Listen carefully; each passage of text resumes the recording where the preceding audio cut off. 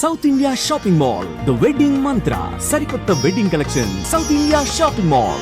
కానీ అమ్మా ఇప్పుడు చాలా మంచి పనులు చేశారు, మంచి డిసిషన్స్ తీసుకున్నారు. ఒక స్టేట్ని ముందుకు తీసుకెళ్లటంలో జనార్దన్ రెడ్డి గారు తీసుకున్న కొన్ని డిసిషన్స్ చెప్పాలంటే గొప్పవని చెప్పొచ్చు. అలాంటి గొప్ప వ్యక్తిని కూడా చంపేయాలి అన్న ఒక టార్గెట్ మావోయిస్టులు చేశారు. ఐ థింక్ మీరు కూడా కార్లో ఉన్నారనుకుంటా ఆ రోజు. రిమోట్ చేశారు మావోయిస్టులు, వెనకాల ఇంకెవరైనా చేసినారు అదైతే మనం రిమోట్ కంట్రోల్ కారు పేల్చాలని చూశారు కదా. ఏం జరిగింది అసలు ఆ రోజు?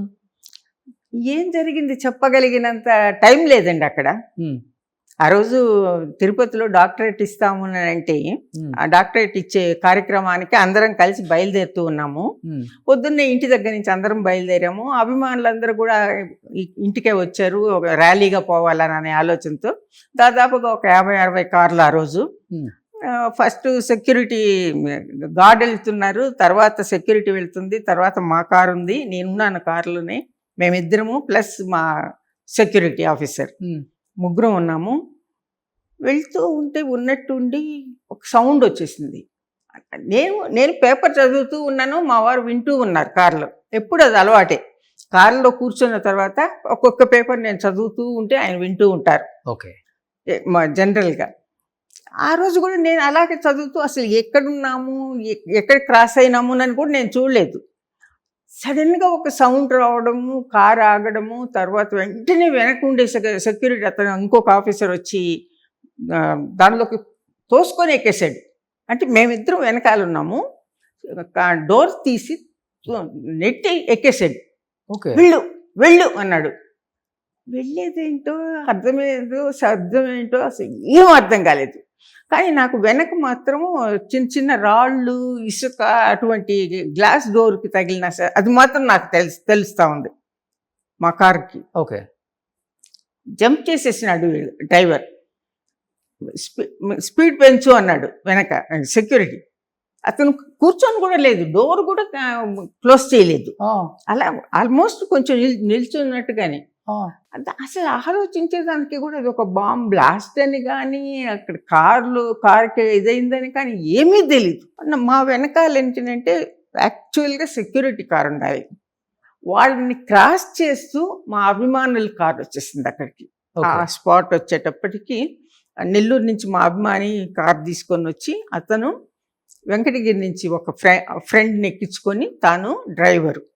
ఆ ముగ్గురు సెక్యూరిటీకి ముందు సెక్యూరిటీ కారు వచ్చి తర్వాత వాళ్ళు రావాలి. వాళ్ళు క్రాస్ చేసుకొని మా వెనక్కి వచ్చేసారు. ఆ కారు బ్లాస్ట్ అయిపోయింది. అయ్యో, చనిపోయారు. చనిపోవడం అంటే అట్ట ఇట్ట కాదండి, భయంకరమైనటువంటి సావు పాపం. అభిమానంగా ఒక ఫంక్షన్లో పార్టిసిపేట్ చేయాలని వచ్చి ఆ రోజు ముగ్గురు ప్రాణాలు పోగొట్టుకోవడం అనేది, అది బాడీ కూడా గుర్తుపట్టలేనిలాగా పీసెస్ ఎగిరి చెట్ల మీద, రోడ్ల మీద ఎక్కడెక్కడో పడ్డాయి అని విన్నాను. చూడలేదు మేము. మమ్మల్ని ఇంక స్పాట్లో ఉంచలేదు, కారు అక్కడ ఆపలేదు. స్ట్రైట్గా తీసుకొచ్చి ముందుగా చిట్టేడు అనే ఊరు ఒకటి ఉంటే అక్కడ ఒక ఇంట్లో ఉన్న వాళ్ళందరినీ కూడా ఖాళీ చేసేసి ఆ రోడ్ అంతా బ్లాక్ చేసుకొని సెక్యూరిటీ వాళ్ళు మమ్మల్ని అక్కడ లోపల పెట్టేశారు. ఆ తర్వాత తెలుస్తూ ఉంది ఒక్కొక్కటి, ఇది బాంబ్ బ్లాస్ట్ అని. నేను అనుకుంటా ఎంత ఇన్నోసెంట్ అంటే ఆ రోజుల్లో నేను బాంబ్ బ్లాస్ట్ అంటే వెనకాళ్ళందరూ బాగుండారు కదా అని అడుగుతున్నా. ఎవరికి ఏం కాలేదు కదా, అందరూ బాగుండారు కదా. తర్వాత అన్ని విషయాలు ఒక్కొక్కటి కావిసాలు రావడం, కలెక్టర్ గారు, ఎస్పీ గారు, వాళ్ళు అందరు రావడం, అప్పుడు వివరాలన్నీ తెలిసినాయి. ఓకే, కానీ మావోయిస్టులని మాత్రం నేను అనుకోనండి. మావోయిస్టులు ఆ రోజు ఎవరో అనుకోలేదు. మావోయిస్టులు వెనకాల ఎవరో ఉంటారు. వేరే రాజకీయ నాయకులు చేయించింది అంటారు. ఎవరో ఒకరి ప్రమేయం లేనిదే ఇటువంటి విషయాలు జరగవు కదండి. ఓకే, ఎందుకు అంత కక్ష ఆయన్ని బాంబ్ బ్లాస్ట్ చేసి? రాజకీయం అంటేనే కక్ష. అదే చాలా మంది ఉన్నారు ఆ టైంలో. కానీ వై జనార్దన్ రెడ్డి గారు ఎస్పెషల్లీ?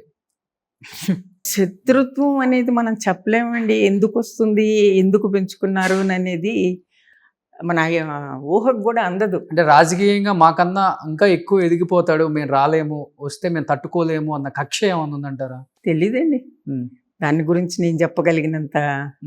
కానీ ఆ స్పాట్ నుంచి బయటపడ్డాక అనుకున్నారమ్మా, అమ్మా అసలు తెలియదండి, అసలు ఊహకే రాలేదు, ఏం జరిగింది అనేది తెలీదు. అసలే అదొక అయోమయం అయిపోయింది. ఏం ఆలోచనకి లేదు, ఏం లేదు. ఆ ఇంట్లో తీసుకెళ్ళి దించేంత వరకు కూడా ఏం జరిగింది అనేది తెలీదు. అక్కడికి వెళ్ళి దించిన తర్వాత కార్ బ్లాస్ట్ అయిందని అంటే మనుషులు బాగుండారు కదా అంటాను నేను. ఏం ఇంకా నా ఎలా చెప్పాలా అనే కారు బ్లాస్ట్ అయింది అంటే వాళ్ళకి ఏం కాలేదు కదా అని అంటున్నాను. మీ వారి రియాక్షన్ ఏంటి అసలుకి? అందరం తెలియని దీనిలోకి వెళ్ళిపోయినామండి. అసలు ఏం ఆయన కూడా తెలియదు.